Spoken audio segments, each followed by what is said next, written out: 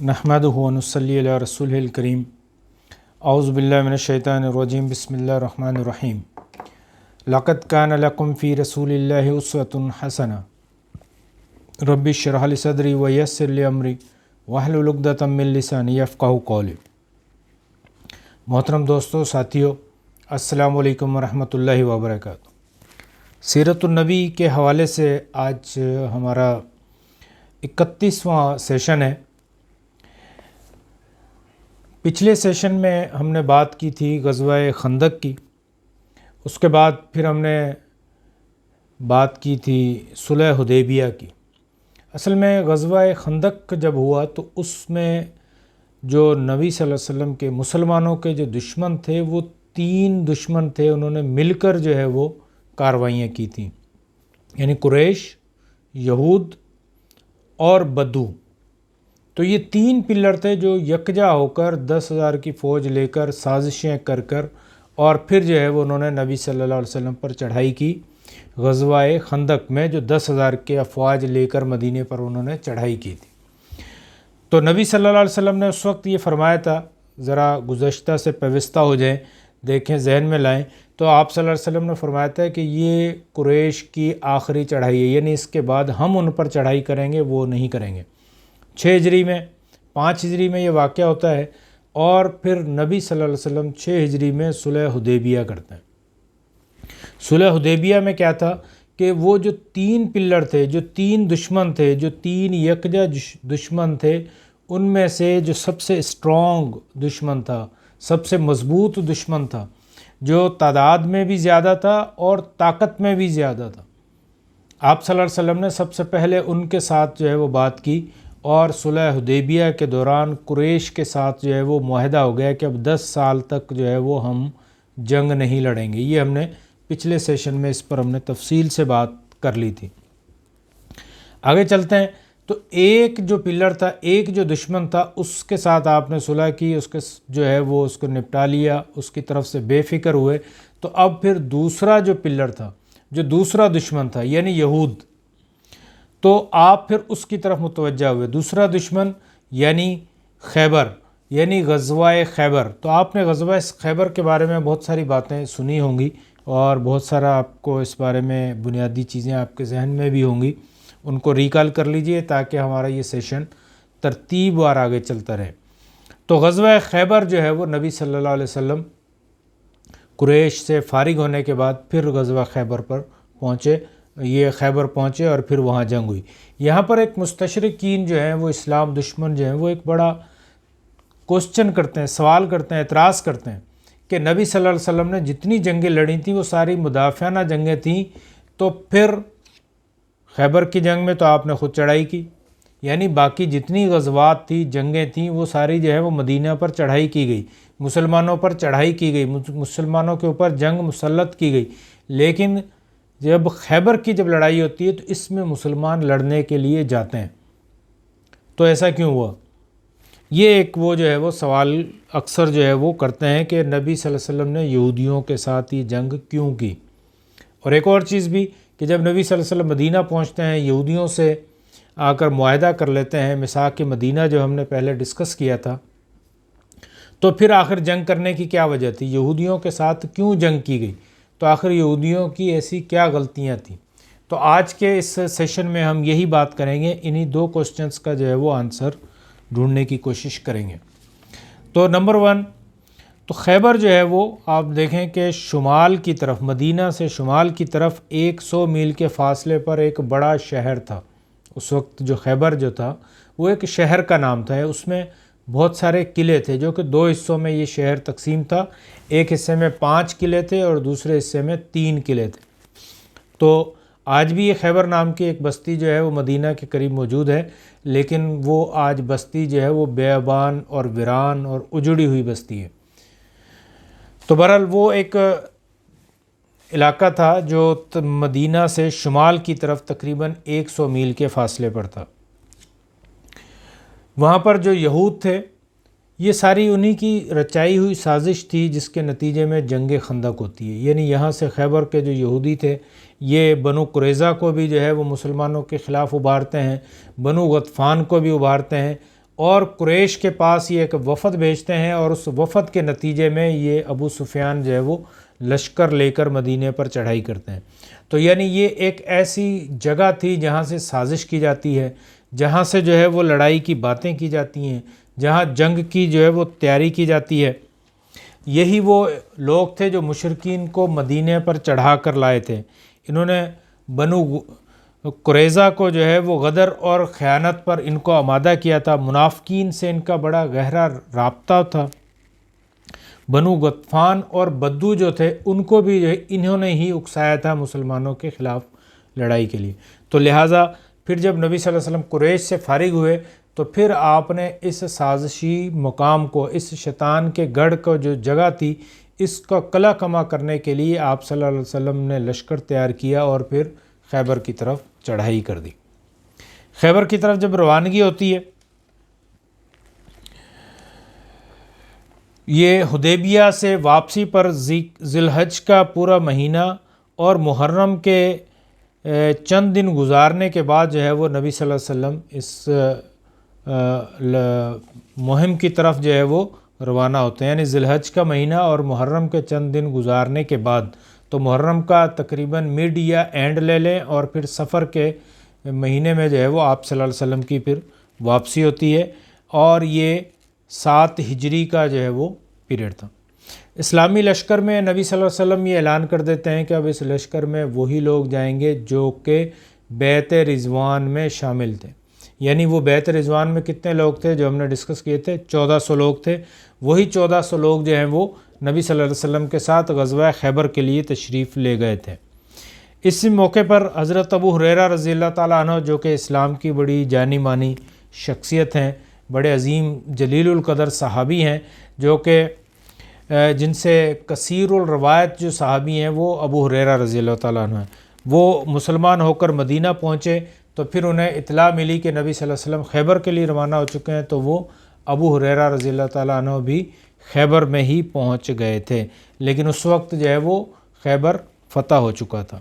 راستے میں عامر بن عقو کے لیے جو ہے وہ نبی صلی اللہ علیہ وسلم نے دعا کی۔ جب راستے میں تھے تو لوگوں نے کہا کہ عامر جو ہے وہ ان کے بڑی آواز بھی اچھی تھی اور اچھی شاعری بھی کرتے تھے، تو انہیں کہا کہ کچھ پڑھیں۔ جب انہوں نے کچھ پڑھا تو نبی صلی اللہ علیہ وسلم نے فرمایا عامر بن عقو کے لیے کہ اللہ تم پر رحم فرمائے۔ تو لوگ اس کو سمجھ گئے کہ اللہ اس پر رحم فرمائے، جو نبی صلی اللہ علیہ وسلم کی دعا ہے، اس کا مطلب یہ ہے کہ اس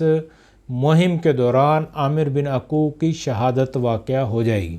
تو لوگ اس کو سمجھ گئے، اور پھر جو ہے نا وہ وہی ہوا کہ خیبر کے دن جب لڑائی شروع ہوئی تو اس میں عامر بن عقو کا وہاں پر شہادت ہو جاتی ہے۔ پھر نبی صلی اللہ علیہ وسلم خیبر پہنچتے ہیں، اور ایک پڑاؤ جب کرتے ہیں، فیصلہ چناؤ کرتے ہیں، تو وہاں پر حباب بن منظر جو ہیں وہ نبی صلی اللہ علیہ وسلم کو کہتے ہیں کہ اللہ کے نبی، اگر اس جگہ کے انتخاب کو اللہ کی طرف سے ہے تو پھر تو ٹھیک ہے، لیکن اگر یہ جنگی مصلحت کی بنا پر ہے تو اس سے بہتر یہ ہے کہ ہم کسی اور طرف جو ہے وہ پڑاؤ کو جو ہے وہ بنائیں، اپنے کیمپ کو بنائیں۔ تو پھر نبی صلی اللہ علیہ وسلم نے جو ہے ان کے مشورے کو مان لیا، اور پھر وہ اس پڑاؤ کو جو ہے وہ وہاں سے تبدیل کر لیا گیا۔ نبی صلی اللہ علیہ وسلم جب خیبر کے لیے روانہ ہوئے تو مدینہ میں ابن ام مکتوم جو تھے ان کو مدینہ میں اپنا مقرر کیا، اور وہ پیچھے معاملات جو ہے وہ دیکھ رہے تھے۔ جنگ کی تیاری اور خیبر کے قلعے۔ جس رات نبی صلی اللہ علیہ وسلم خیبر کی حدود میں داخل ہوئے تو نبی صلی اللہ علیہ وسلم نے فرمایا کہ کل میں جھنڈا اس کو دوں گا جو اللہ سے اور اس کے نبی سے محبت کرتا ہے، اور اللہ اور اس کا نبی بھی اس سے جو ہے، اس کا رسول جو ہے وہ بھی اس سے محبت کرتے ہیں۔ تو صبح جب اٹھے تو تمام صحابہ اکرام منتظر تھے کہ شاید ہمیں یہ علم مل جائے، کیوں کہ تمام لوگ ہی اللہ سے اور اس کے نبی سے محبت کرنے والے تھے، اور اللہ اور نبی بھی تمام لوگوں سے محبت کرتے تھے۔ تو اس روایت کا، نبی صلی اللہ علیہ وسلم کے اس قول کا یہ مطلب نہیں ہے کہ جس کو علم دیا جائے گا صرف وہی اللہ سے محبت کرتا ہے، یا اللہ صرف اسی سے، یا نبی صرف اسی سے محبت کرتے ہیں۔ محبت سب سے ہے، لیکن علم جو ہے وہ دیا جائے گا وہ یقیناً کسی ایک کو ہی دیا جانا تھا۔ تو پھر اللہ کے نبی صلی اللہ علیہ وسلم نے صبح حضرت علی رضی اللہ تعالیٰ عنہ کو علی بن ابی طالب کو جو ہے وہ بلایا، اور پھر جب ان کو بلایا تو انہوں نے کہا کہ میری آنکھوں میں سوزش ہے، درد ہے، تو آپ صلی اللہ علیہ وسلم نے لعاب دہن جو ہے وہ ان کی آنکھوں پر لگایا تو وہ آنکھیں بالکل اسی وقت ٹھیک ہو گئیں۔ نبی صلی اللہ علیہ وسلم نے ان کو علم دیا، اور پھر جو ہے وہ قلعے کی طرف گئے، اور پھر وہاں پر جو ہے وہ لڑائی ہوتی ہے۔ تو خیبر کی آبادی جو ہے وہ 2 حصوں میں بٹی ہوئی تھی، ایک حصے میں 5 قلعے تھے اور دوسرے حصے میں 3 قلعے تھے۔ تو جنگ جو ہے وہ صرف پہلے 5 قلعوں میں ہوئی تھی، باقی جو دوسرے جو حصہ تھا، جو دوسرے جو قلعے تھے وہ بغیر جنگ کے ہی فتح کر لیے گئے تھے۔ تو پہلا جو قلعہ تھا قلعہ نائم، اس کا سپہ سالار جو تھا وہ مرہب ایک بہت لمبا چوڑا دراز قد کا اور پہلوان شخص تھا، جو کہ اس وقت 1000 مردوں کے برابر اس کو تصور کیا جاتا تھا۔ اس نے مبارزت کے لیے جب بلایا تو پھر جو ہے وہ پہلے عامر بن عقو گئے، وہ زخمی ہو گئے، اور پھر وہ اسی زخم سے جو ہے وہ عامر بن عقو شہید ہو گئے تھے۔ اس کے بعد علی رضی اللہ تعالیٰ عنہ گئے، اور علی رضی اللہ تعالیٰ عنہ نے ان کو جو ہے وہ مرہب کو جو ہے وہ وہیں پر قتل کر دیا، اور پھر جو ہے وہ وہاں پہ لڑائی ہوتی ہے، اور یہ جنگ جو ہے وہ کئی دن تک جاری رہی، اور پھر آخرکار جو ہے وہ فتح مسلمانوں کو یہاں پر نصیب ہوتی ہے۔ دوسرا جو قلعہ تھا قلعہ صعب، اس کی فتح جو ہے وہ اس کی فتح کے دوران سپہ سالار جو ہے وہ حباب بن منظر انصاری تھے۔ یہ قلعہ جو ہے وہ اس کے باہر 3 دن تک جنگ رہی، اور پھر آخرکار یہ قلعہ بھی مسلمانوں نے فتح کر لیا۔ تیسرا قلعہ زبیر، اس کی جب فتح ہوئی تو وہ بھی اس کا 3 روز تک محاصرہ کیا گیا، اور پھر آخر جو ہے وہ قلعہ بھی مسلمانوں نے فتح کر لیا۔ اسی طرح سے قلعہ ابی، اس کی بھی فتح ہوتی ہے، اور قلعہ نزار کی فتح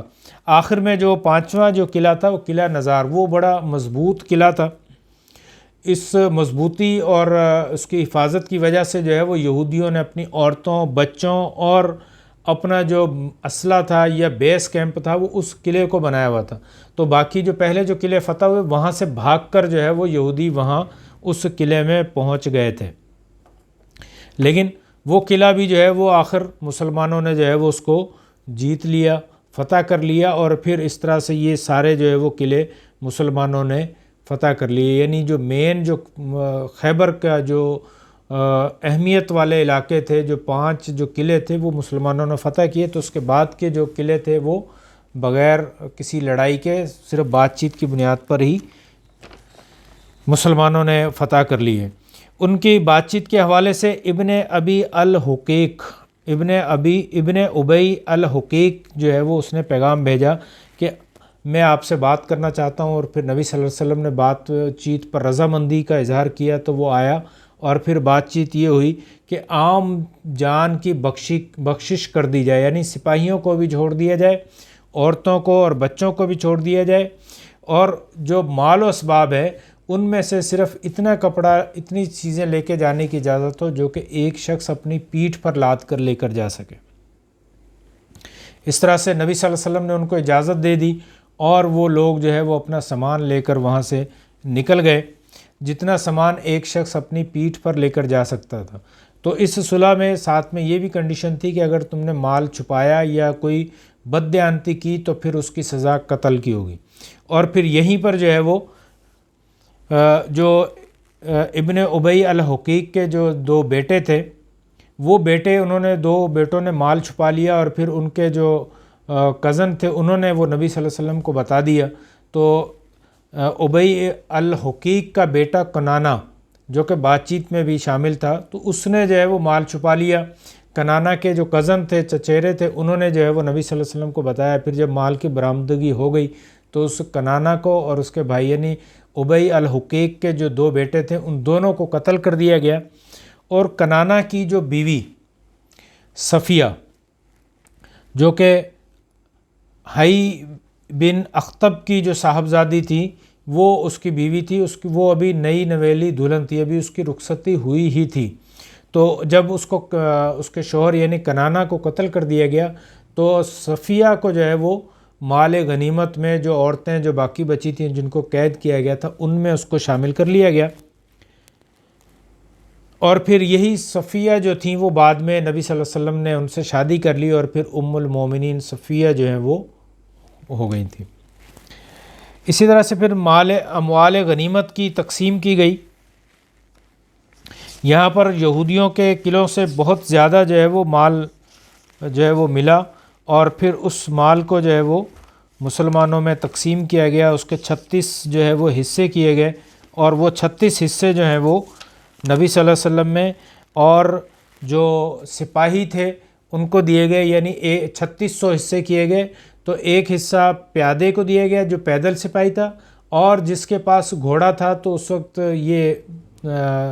رواج تھا کہ گھوڑے کے 2 حصے اور سپاہی کا ایک حصہ، یعنی جو سپاہی سوار تھا اس کو 3 حصے دیے جاتے، 2 گھوڑے کے اور ایک اس کا۔ تو اس طرح سے یہ اموال غنیمت جو ہے وہ بہت زیادہ تھا اور وہ ان کو تقسیم کیا گیا۔ یہاں ایک اور بات جو غزوہ خیبر کے حوالے سے بڑی اہم تھی کہ حضرت جعفر بن ابی طالب اور عشری صحابہ جو ہے وہ خیبر کے موقع پر ہی وہاں پر پہنچے تھے۔ جعفر بن ابی طالب جیسے ہم نے پہلے ڈسکس کیا تھا کہ وہ حبشہ کی طرف ہجرت کر کے گئے تھے، وہ اور ان کے کچھ ساتھی ابھی تک حبشہ میں ہی مقیم تھے، کچھ لوگ تو واپس آ گئے تھے، یہ ابھی تک وہیں پر مقیم تھے۔ اور ایک اور صحابی ابو موسیٰ اشعری جو کہ اپنے ساتھیوں کے ساتھ یمن سے نکلے اور کشتی میں بیٹھ کر جب مدینہ کی طرف سمندر سے آ رہے تھے تو راستے میں طوفان کی وجہ سے کشتی ان کو حبشہ لے گئی۔ تو وہاں جو ہے وہ جب یہ اترے تو ان کو پتہ چلا کہ جعفر بن ابی طالب وہیں پر ہیں، تو ان سے ملاقات ہوئی، تو جعفر بن ابی طالب نے ان کو وہیں پر روک لیا، اور یہ ابو موسیٰ اشعری اور ان کے ساتھی بھی وہیں پر ہی موجود تھے۔ تو پھر جب غزوہ خیبر کے پاس نبی صلی اللہ علیہ وسلم وہاں پہنچتے ہیں تو نبی صلی اللہ علیہ وسلم نے وہاں سے پیغام بھیجا جعفر بن ابی طالب کو کہ وہ وہاں سے خیبر میں آ جائیں۔ تو جعفر بن ابی طالب اور عشری صحابہ جو تھے وہ یہ سارے جو ہیں وہ خیبر میں پہنچے۔ تو یہ تقریباً جو ہے وہ 16 کے قریب صحابہ تھے جو کہ خیبر میں پہنچے، اور پھر نبی صلی اللہ علیہ وسلم نے ان کو، یہ جب صحابہ پہنچے تو اس وقت خیبر فتح ہو چکا تھا، تو نبی صلی اللہ علیہ وسلم نے ان کو مال غنیمت میں بھی حصہ دیا تھا۔ اسی طرح سے پھر جب واپس آ گئے تو صفیہ سے، حضرت صفیہ جو تھیں ان سے جو ہے وہ نبی صلی اللہ علیہ وسلم کی شادی ہوئی۔ وہ بھی ایک دلچسپ واقعہ ہے کہ ایک صحابی تھے دہیہ کلبی، انہوں نے آپ صلی اللہ علیہ وسلم سے درخواست کی کہ مجھے کوئی ایک لونڈی جو ہے وہ دے دی جائے، تو نبی صلی اللہ علیہ وسلم نے کہا کہ آپ جا کر دیکھ لیں، جو پسند ہو اسے لے لیں۔ تو انہوں نے جا کر جو ہے وہ صفیہ کو پسند کیا۔ تو جب نبی صلی اللہ علیہ وسلم کو یہ پتہ چلا کہ صفیہ کو انہوں نے پسند کیا ہے، اور صفیہ جو ہے وہ ایک شہزادی تھی، تو لوگوں نے کہا کہ اللہ کے نبی شہزادی جو ہے وہ اس کے لائق ہے کہ آپ اس کو اپنے پاس رکھیں۔ تو پھر نبی صلی اللہ علیہ وسلم نے دہیہ کلبی کو جو ہے وہ اور کوئی جو ہے وہ عورت دے دی، تو وہ صفیہ جو تھیں ان کو اپنے پاس روک لیا۔ آپ صلی اللہ علیہ وسلم نے ان پر اسلام پیش کیا تو صفیہ رضی اللہ تعالی عنہا نے اسلام قبول کر لیا، اور پھر نبی صلی اللہ علیہ وسلم نے ان سے شادی کر لی۔ ان کے چہرے پر ایک، صفیہ رضی اللہ تعالیٰ عنہ کے چہرے پر ایک نشان تھا، تو نبی صلی اللہ علیہ وسلم نے ان سے پوچھا کہ یہ نشان کیسا ہے؟ تو انہوں نے بتایا کہ میں نے ایک خواب دیکھا کہ ایک چاند جو ہے وہ ٹوٹ کر میری جھولی میں آ کر گر گیا۔ تو جب یہ خواب میں نے اپنے شوہر کو، کنانہ کو بتایا، تو وہ کنانہ کہنے لگا کہ تم یہ دیکھ رہی ہو، یہ سوچ رہی، یعنی وہ خواب کی تعبیر سمجھ گیا کنانہ، یہودی تھے وہ سمجھ گیا کہ یہ کہنے لگا کہ تم یہ دیکھ رہی ہو کہ مدینے کا بادشاہ یعنی محمد تم سے شادی کرے گا۔ یہ کہہ کر اس نے ایک زوردار چماٹ جو ہے وہ صفیہ رضی اللہ تعالیٰ عنہ کے مارا، تو وہ نشان جو ہے وہ آپ کے چہرے پر ابھی بھی باقی تھا۔ تو پھر جو ہے وہ ان کے خواب یہ سچی ہوئی، اور آخر نبی صلی اللہ علیہ وسلم نے ان سے شادی بھی کر لی۔ اسی حوالے سے ایک اور جو خیبر کے حوالے سے واقعہ تھا، زہر آلودہ بکری کا واقعہ۔ سلام بن مشک ایک یہودی تھا، اس کی بیوی زینب بنت حارث، اس کو جو ہے اس نے پہلے سے یہ پتہ چلا رکھا تھا، پوچھ رکھا تھا کہ نبی صلی اللہ علیہ وسلم کو بکری کا کون سا گوشت جو ہے وہ پسند ہے، تو آپ صلی اللہ علیہ وسلم کو دستی کا جو گوشت تھا وہ پسند تھا، تو اس نے کیا کیا کہ اس میں زہر ملا کر اس کو پکا کے اور وہ نبی صلی اللہ علیہ وسلم کے پاس بھیج دی۔ نبی صلی اللہ علیہ وسلم نے جب اس کو بائٹ کیا، اس کو کھانا شروع کیا، تو آپ کو فوراً پتہ چل گیا کہ اس میں زہر ہے۔ آپ نے بتایا کہ اس کی ہڈی مجھے بتا رہی ہے کہ اس میں زہر ہے۔ تو نبی صلی اللہ علیہ وسلم نے وہ فوراً اگل دیا، لیکن آپ کے ساتھ ایک اور صحابی تھے بشیر، انہوں نے جو ہے وہ اس گوشت کو کھا لیا۔ تو بعد میں جو ہے وہ ان جو صحابی تھے وہ ان کا اسی زہر کی وجہ سے انتقال ہو جاتا ہے، شہید ہو جاتے ہیں وہ۔ تو وہ جو عورت تھی زینب بنت حارث، اس کے بارے میں دو روایت آتی ہیں۔ کچھ روایت یہ تھیں کہ روایت یہ آتی ہیں کہ اس کو معاف کر دیا گیا تھا، اور ایک اور روایت میں یہ ہے کہ اس کو قتل کر دیا گیا۔ تو اگر دونوں میں تطبیق کی جائے تو پہلے نبی صلی اللہ علیہ وسلم نے اس کو معاف کر دیا ہوگا، کیونکہ آپ صلی اللہ علیہ وسلم کو کچھ بھی نہیں ہوا تھا۔ لیکن اور وہ بعد میں جب وہ صحابی کی جب شہادت ہوتی ہے اس زہر آلودہ گوشت کی وجہ سے، تو پھر اس کے قصاص میں جو ہے وہ اس عورت کو جو ہے وہ قتل کر دیا گیا ہوگا۔ بہرحال جنگ خیبر میں جو ہے وہ فریقین کے مقتولین کی بات کریں تو مسلمانوں میں صرف 16 لوگ شہید ہوتے ہیں، اور جو یہودی تھے وہ ان کے مقتول جو تھے وہ 93 یعنی 93 تھے۔ اس کے بعد پھر فدق کے یہودی اور وادی القرا کے یہودی اور تیمہ کے جو یہودی تھے انہوں نے پھر نبی صلی اللہ علیہ وسلم سے صلح کر لی، اور صلح اس شرط پر ہوئی تھی کہ ہماری یہ جتنی بھی زمینیں ہیں ہم اس کی کاشتکاری کریں گے، اور اس کا 50% حصہ یعنی آدھا حصہ جو ہے وہ آپ صلی اللہ علیہ وسلم کو پہنچائیں گے، مدینے میں دیں گے۔ اور نبی صلی اللہ علیہ وسلم نے بھی ان سے یہ شرائط جو ہے وہ مان لی، اور ان سے صلح اس وجہ سے کر لی کہ ان ساری زمینوں کو سنبھالنے کے لیے مسلمانوں کے پاس انفرادی طاقت کم تھی۔ تو آپ صلی اللہ علیہ وسلم نے ایک مصلحت کے تحت، تاکہ وہ زمینیں بھی سنبھلتی رہیں اور جو ہے وہ خراج ایک اچھے خاصی رقم بھی جو ہے وہ ہمیں ملتی رہے، تو اس لیے آپ صلی اللہ علیہ وسلم نے عارضی طور پر ان یہودیوں سے جو ہے وہ پھر معاہدہ کر لیا تھا، لیکن بعد میں پھر ان کو وہاں سے نکال دیا گیا تھا۔ تو جب نبی صلی اللہ علیہ وسلم مدینہ واپسی آتے ہیں تو راستے میں ایک اور بڑا اہم واقعہ ہوتا ہے۔ یہ ہمارے کچھ واقعات اس سے منسلکہ جو ہے وہ مشہور بھی ہیں جو کہ غلط واقعات ہیں۔ بہرحال جو صحیح واقعہ ہے وہ جو احادیث کی اور سیرت کی کتب میں آتا ہے وہ یہ کہ جب واپس آ رہے تھے تو راستے میں نبی صلی اللہ علیہ وسلم نے کہا کہ رات کو کون پہرا دے گا جو صبح فجر میں بھی ہمیں اٹھا دے۔ تو حضرت بلال رضی اللہ تعالیٰ عنہ کی یہ ذمہ داری لگائی گئی کہ صبح فجر کے ٹائم وہ سب کو اٹھا دیں گے اور رات کو وہ پہرا دیں گے۔ تو باقی سارے لوگ سو گئے، اور رات کا جب آخری پہرا آئے تو بلال رضی اللہ تعالیٰ عنہ وہ بھی سو گئے، اور یہاں تک کہ جب سورج کی گرمی، سورج کی تپش جب چہروں پر پڑی تو اس وقت جو ہے وہ نبی صلی اللہ علیہ وسلم کی اور دوسرے صحابہ کی آنکھ کھلتی ہے، یعنی فجر کی نماز جو ہے وہ نکل جاتی ہے۔ تو نبی صلی اللہ علیہ وسلم حضرت بلال سے پوچھتے ہیں کہ تم نے ہمیں اٹھایا کیوں نہیں؟ تو حضرت بلال کہتے ہیں کہ اللہ کے نبی جس نے تمہیں سلا دیا اس نے مجھے بھی سلا دیا، یعنی مجھے بھی نیند آ گئی۔ تو پھر جو ہے وہ نبی صلی اللہ علیہ وسلم اسی وقت جو ہے وہ وضو کرتے ہیں اور پھر فجر کی نماز ادا کرتے ہیں۔ یہاں پر ایک واقعہ بیان کر دیا جاتا ہے عام طور پہ کہ سورج جو ہے وہ دوبارہ جو ہے وہ پیچھے چلا گیا، فجر کا ٹائم ہوا اور پھر جو ہے وہ فجر کی نماز پڑھی گئی، تو جبکہ حقیقت میں ایسا کچھ نہیں ہوا تھا۔ جب نیند سے بیدار ہوئے ہیں تو پھر جو ہے وہ وضو کر کے نماز پڑھی گئی۔ اور جو دوسری احادیث ہیں ان سے بھی ہمیں یہ پتہ چلتا ہے کہ اگر کوئی انسان سو جائے، اس کو نیند آ جائے، تو اس کی نیند کی حالت میں اس وقت کوئی اگر نماز کا ٹائم گزر جائے تو جب اٹھے تو اسی وقت وہ نماز پڑھے، تو وہ نماز اس کی قضا نماز نہیں کہلائے گی، وہ صحیح نماز ہی ہوگی۔ بہرحال تو پھر جو ہے وہ نبی صلی اللہ علیہ وسلم مدینہ پہنچتے ہیں۔ واپسی آپ صلی اللہ علیہ وسلم کی ہوتی ہے 7 ہجری سفر کے آخری دنوں میں یا ربیع الاول کے آغاز میں۔ تو یہ غزوہ خیبر کے حوالے سے چند چیزیں تھیں جو آپ کے سامنے میں نے رکھی ہیں۔ بہت شکریہ۔ اس کے ساتھ ہی میں آپ سے اجازت چاہوں گا۔ السلام علیکم ورحمۃ اللہ وبرکاتہ۔